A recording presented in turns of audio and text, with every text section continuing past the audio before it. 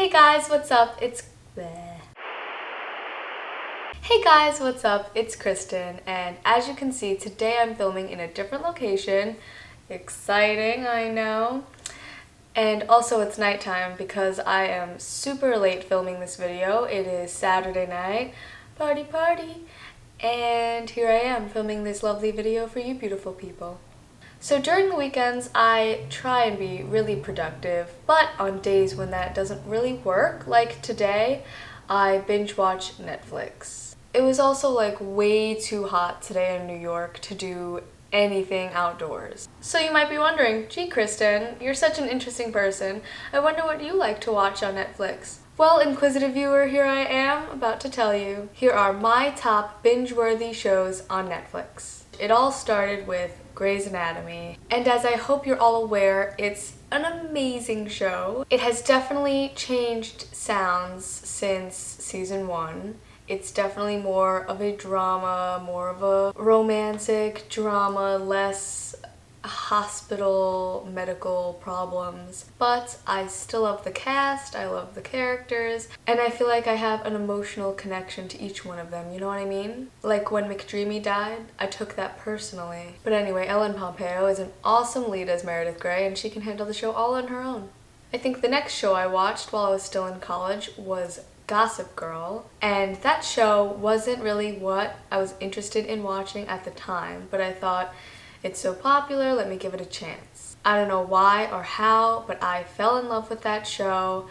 I loved all of the actors. I thought they did a great job for a crazy, wealthy high school drama situation.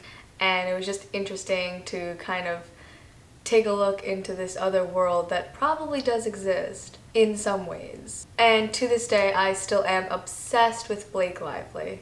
My third show I'm going to tell you guys about is The Flash on the CW. I watch it on Netflix. I'm still not caught up to the current seasons. Out of all of the superhero shows on Netflix, I find it to be the best.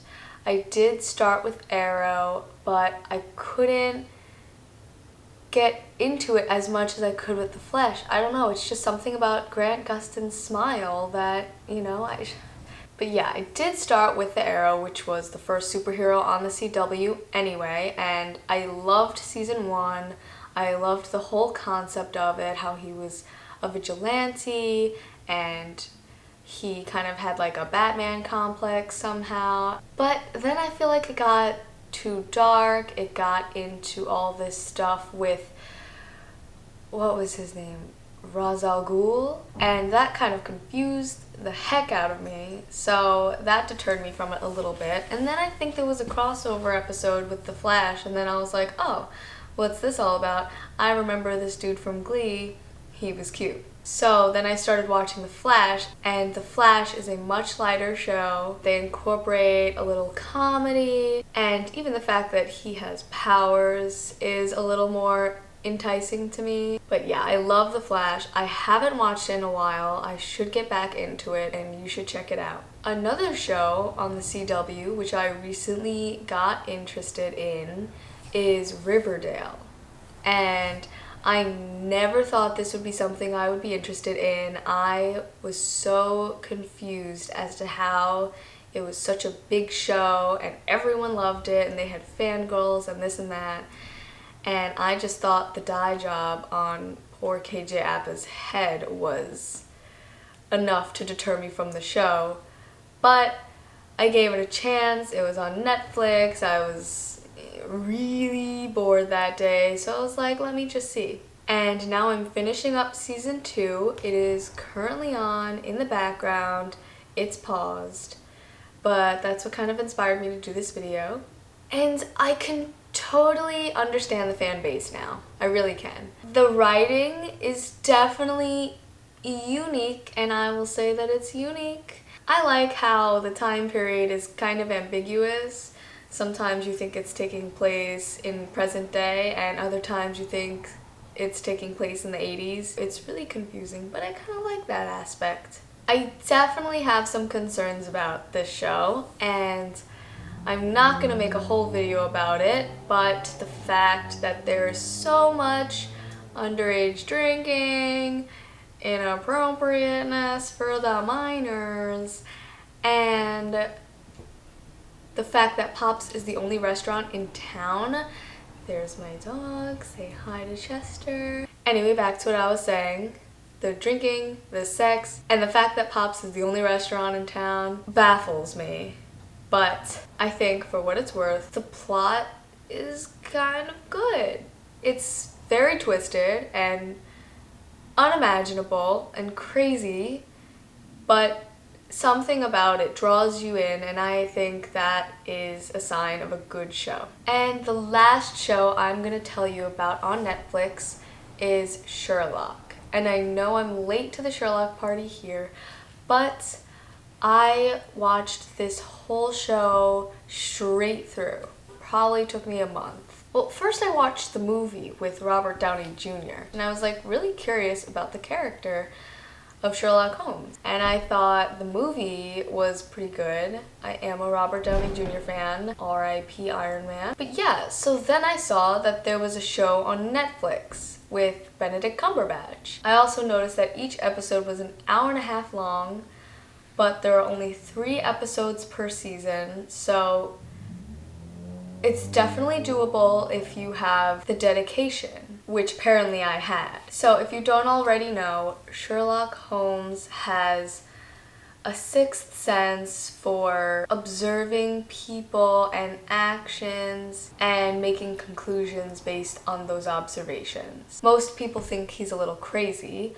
Also, as you can imagine, this doesn't do well in the dating world because he'll like pick apart every single thing about her and he'll know her history, and that's not really what girls like enjoy, or at least me. I mean, that's just me. Basically, there is a succession of villains who create these puzzles and challenges for Sherlock Holmes to solve, because I guess they're testing his knowledge, his ability to deduce, which is like the key word of the show. And there's usually murders and crime involved, and Sherlock Holmes has like 10 seconds to solve the whole case, and the police are sitting over there twiddling their dumb thumbs, and there's so many twists and turns, and it's crazy, and the hour and a half will fly by, don't worry. Dr. Watson is played by the white guy from Black Panther, and his character kind of brought humor, it brought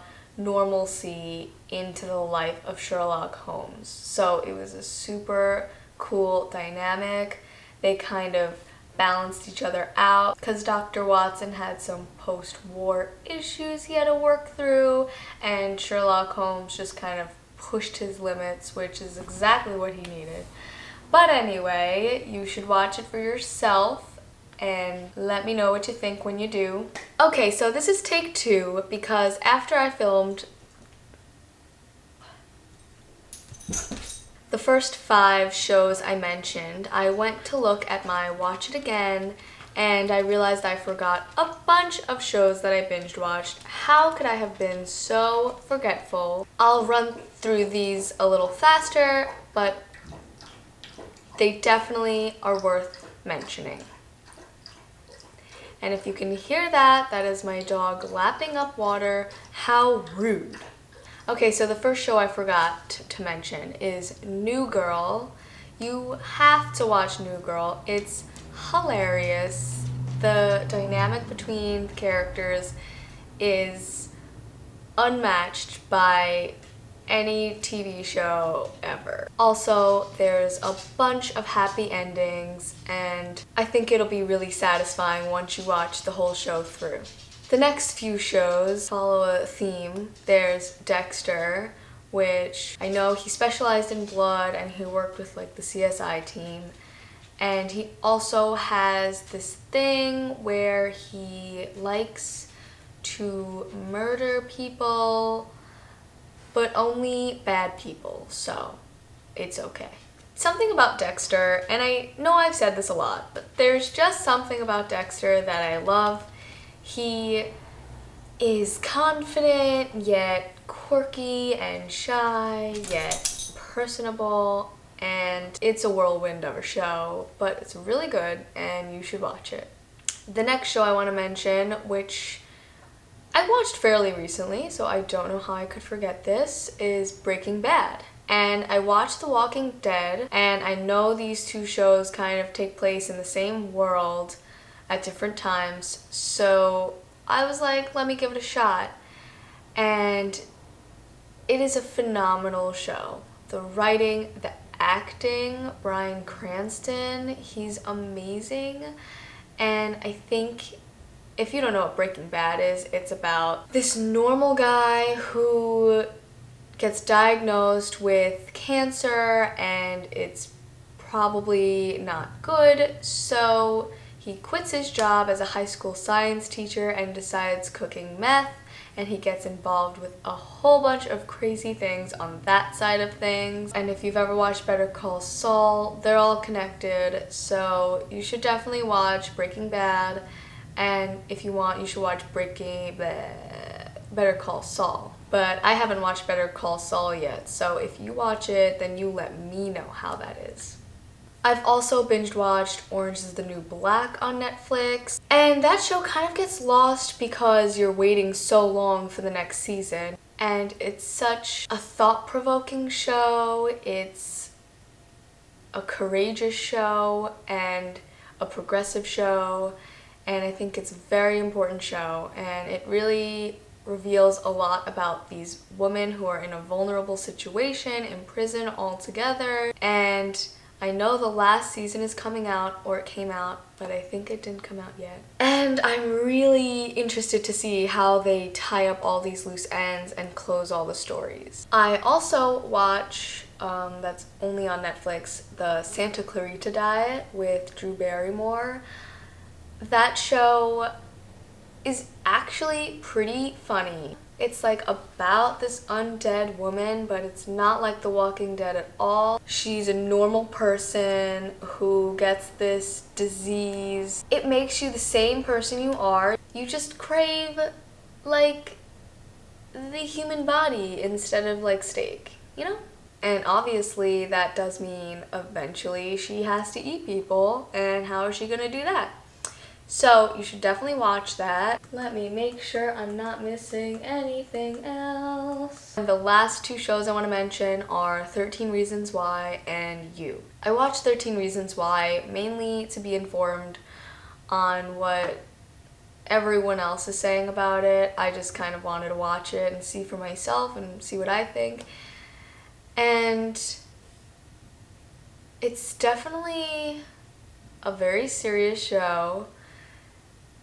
It's less crazy high school drama like Gossip Girl and Riverdale, and more serious real life problems that could be happening in your high school right now. And it dives really deep, so I would definitely make sure that you're ready to watch it if you decide to. And You, I actually really liked You. It's also a very serious topic. It was very well done, and I know Penn Badgley doesn't exactly agree with portraying this character, but he did an excellent job. It's totally plausible that something like that could happen. So there's some shows that I recommended that are like fun and unique and crazy, and it's like you're watching a fantasy world. And then there are other shows like these two and Orange is the New Black, which deal with real life issues that are happening all over the country, and they're very important. And you should also watch those as well.